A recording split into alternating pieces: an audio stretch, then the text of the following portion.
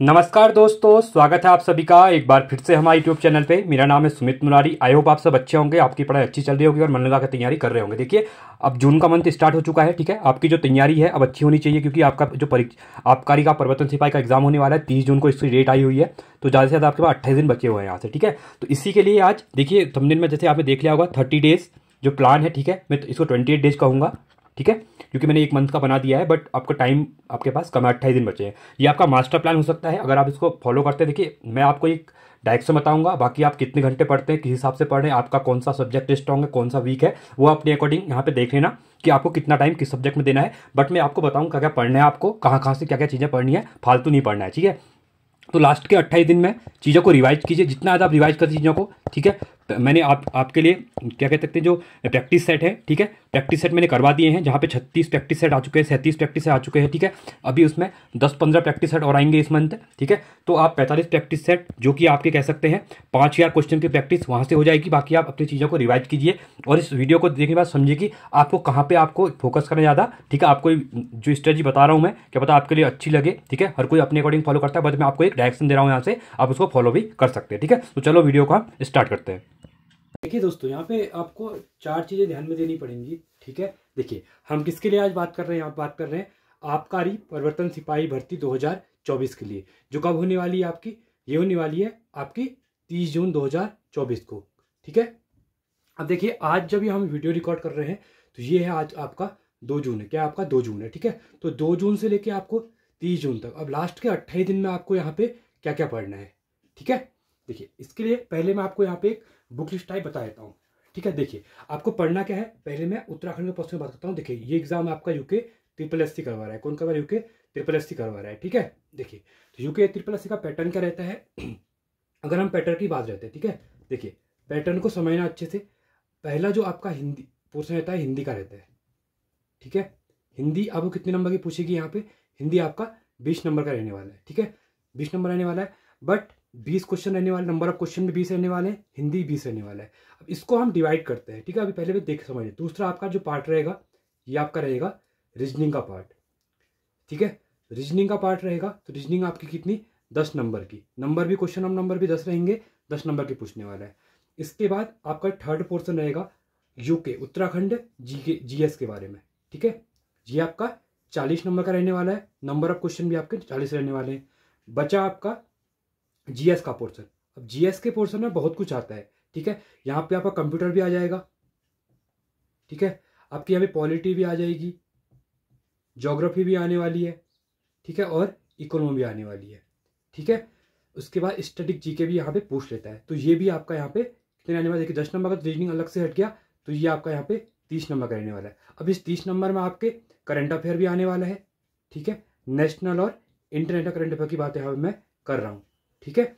और जो आपका यहाँ पे 40 नंबर का ही था, इसमें से आप 5 नंबर करंट अफेयर के मान लीजिए, सॉरी 5 नंबर, ठीक है।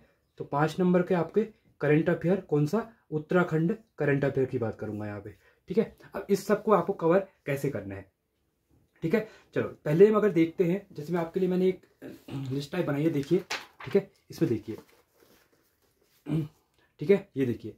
अब इसमें मैंने बात कर रखी है। पहले अगर हिंदी की मैं बात करता हूँ, यहाँ पे हिंदी के लिए आपको क्या क्या कवर करना है। हिंदी के लिए आपको 15, अगर 20 नंबर की हिंदी है तो इसमें 5 नंबर की आपकी क्या आने वाली है? उत्तराखंड रिलेटेड क्वेश्चन आने वाले हैं, जिसमें शब्दकोश क्या आने वाले? शब्दकोश आने वाले हैं, ठीक है। साथ में लोकोक्ति आने वाली है, ठीक है, लोकोक्तियां हो गई। साथ में उत्तराखंड में जो खाद्य व्यंजन है, ठीक है। अब ये कोई 5 नंबर में सब कुछ पूछने वाला है, ठीक है, जो व्यंजन होंगे, ठीक है, आपके व्यंजन।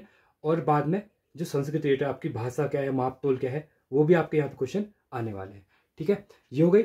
अब इसमें रचनाएं वगैरह वो बात की बात है, वो आपके हिंदी के 15 नंबर में आएंगे, जो रचनाएं पूछेंगे, हिंदी के वर्णमाला वगैरह जो आप सब लोग पढ़ते हैं। मैं बात कर रहा हूँ इन 5 नंबर के बारे में। देखा रिसेंट एग्जाम में देखा था आपने, उत्तराखंड ने क्या किया है, यहाँ पे 5 नंबर हिंदी के अंदर डाल दिए हैं, जिसमें लोकोक्ति भी पूछ ली गई, शब्दकोश भी पूछ लिए थे, खाद्य व्यंजन भी पूछ लिए थे, और संस्कृति। अब इसके लिए आपको क्या करना है, मैंने वीडियो करवाई हुई है, आप वहां से देख सकते हैं। आपके पास कोई बुक है, ठीक है, तो आप किसी बुक से भी यहाँ पे पढ़ सकते हैं। पढ़ना क्या है आपको बुक में?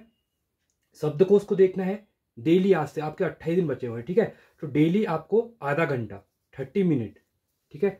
आपका जो 30 मिनट है, आपको 30 मिनट किसमें देने हैं, 30 मिनट देने हैं आपको शब्दकोश को, लोकोक्ति को, खाद्य व्यंजन को, संस्कृति को, क्योंकि यहाँ से आपके 5 नंबर आने वाले हैं। ठीक है, बाकी आप हिंदी जिसकी अच्छी है, ठीक है, 1 घंटा पढ़िए या वो अपने अकॉर्डिंग आप लोग देख लीजिएगा। ठीक है, तो मेरा मेन मकसद था आपको शब्दकोश, लोकोक्ति और खाद्य व्यंजन के बारे में बताने के ऊपर। ठीक है, अब देखिए, अब आता है आपका रीजनिंग का पार्ट। अब रीजनिंग आपकी 10 नंबर की है यहाँ पे। ठीक है, तो रीजनिंग के ऊपर मैंने आपको पहले पढ़ाया हुआ था। ठीक है,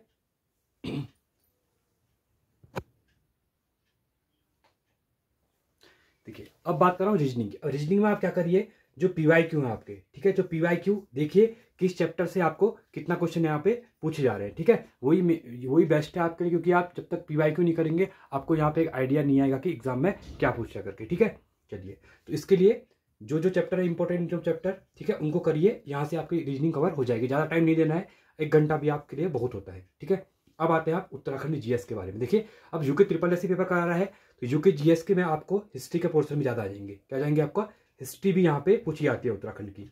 तो ठीक है, जो 40 नंबर है इसमें से आप 10 नंबर आप यहाँ पे हिस्ट्री के लेके चलिए, उत्तराखंड की हिस्ट्री की बात कर रहा हूँ। ठीक है, और साथ में 5 नंबर की आप उत्तराखंड करंट अफेयर लेके चलिए। बाकी बची आपके पास 25 नंबर, वो आपका जो पूरा उत्तराखंड होता है आपने बहुत बार पढ़ भी लिया होगा। मैं भी प्रैक्टिस करवा रहा हूँ परीक्षा वाणी की एमसीक्यू, वो भी देख सकते हैं आप जहाँ से भी कर रहे हैं। तो उत्तराखंड को इसमें आप फोकस कीजिए, कितने 25 नंबर और 10 नंबर हिस्ट्री में। ठीक है, अलग से हिस्ट्री में ध्यान देना है यहाँ पे। उत्तराखंड की हिस्ट्री जो अजय रावत जी की बुक जो पढ़ते हैं, मैं आपको दिखाता हूँ इस टाइप से। जैसे ये मैं नोट्स बनाए हुए हैं, देखो, जैसे आप शॉर्ट नोट्स पढ़ सकते हैं। जैसे उत्तराखंड का इतिहास है, प्रागैतिहासिक का लाखों गुफा, अल्मोड़ा, क्यों इंपोर्टेंस, सुया नदी के तट पे मानव तथा पशु चित्रकला मिलते हैं। ठीक है, तो ग्वारक गुफा, किमनी गांव, उसके बाद मल्लारी गांव, लेलथा, इस टाइप से क्वेश्चन आपको शॉर्ट नोट टाइप बनाने पड़ेंगे। ठीक है, जो कि आपके रिवीजन के लिए सुबह उठते हुए 1 घंटा इनको रिवीजन कीजिए इस टाइप से।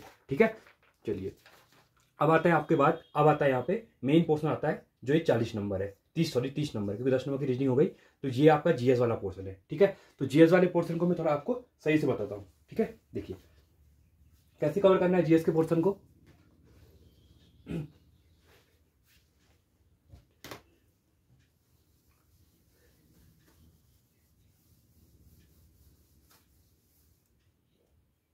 देखिए, अब मैं बात कर रहा हूं यहाँ पे जीएस के पोर्शन पे।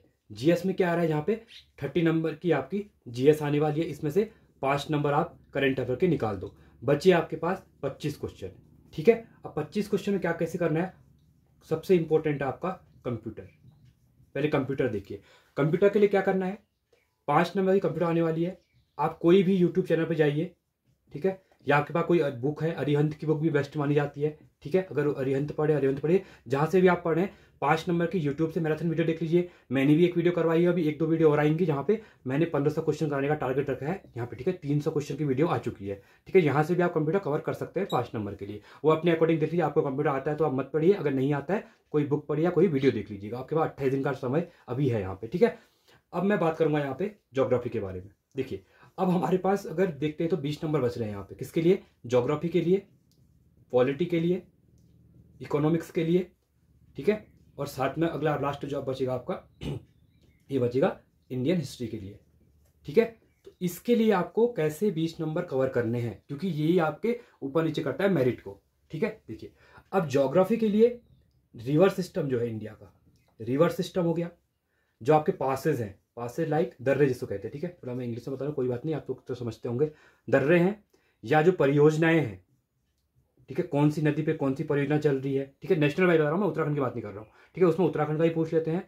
ठीक है, तो यहाँ से आप ज्योग्राफी कवर कर सकते हैं। ठीक है, ज्योग्राफी के लिए आपके पास कोई भी बुक होगी, या आप महेश वर्णवाल जी की जो बुक पढ़ते हैं।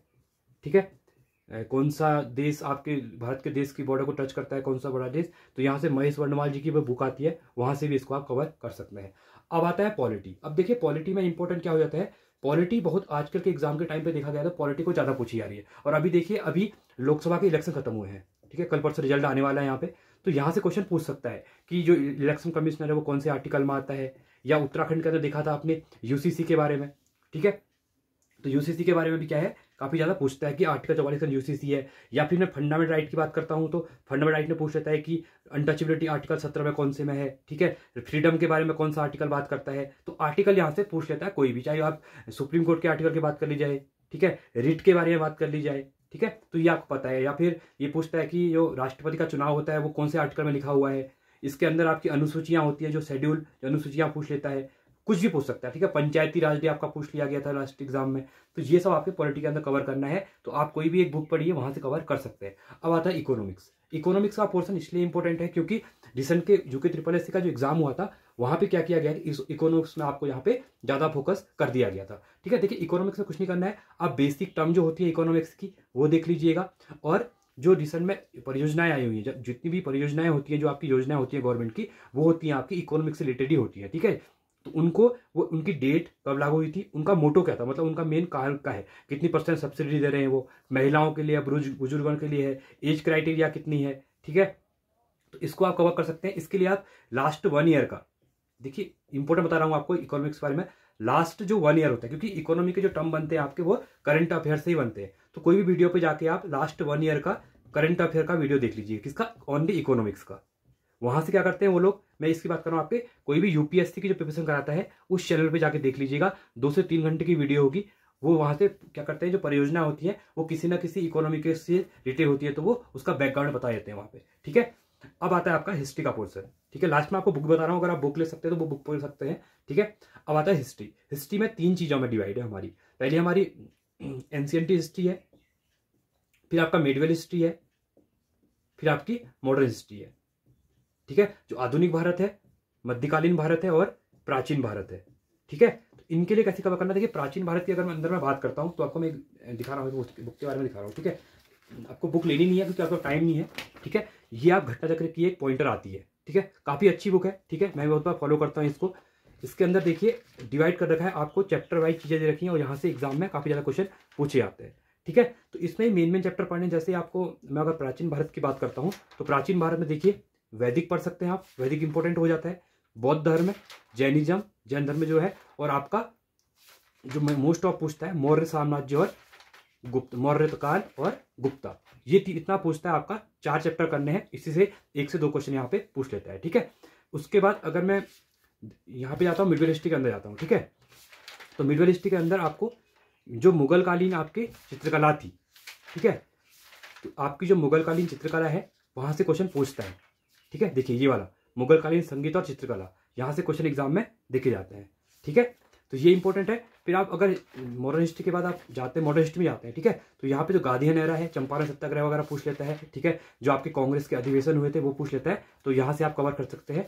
ये काफी 50-70 पेज की बुक है, काफी अच्छी बुक होती है, ठीक है। बट अगर आपको नहीं लेनी है तो आपके नोट्स बनाएंगे, वहां पर आपको मैं एक चैप्टर दिखा के आपको कौन से चैप्टर यहाँ पे कवर करने हैं। बुक के लिए मैं कुछ नहीं बोल रहा हूँ लेने के लिए, ठीक है, क्योंकि टाइम नहीं है, नई बुक के चक्कर में रहेंगे तो ये मिलेगी भी नहीं उत्तराखंड में, ठीक है, बहुत कम मिलती है यहाँ पे, ठीक है।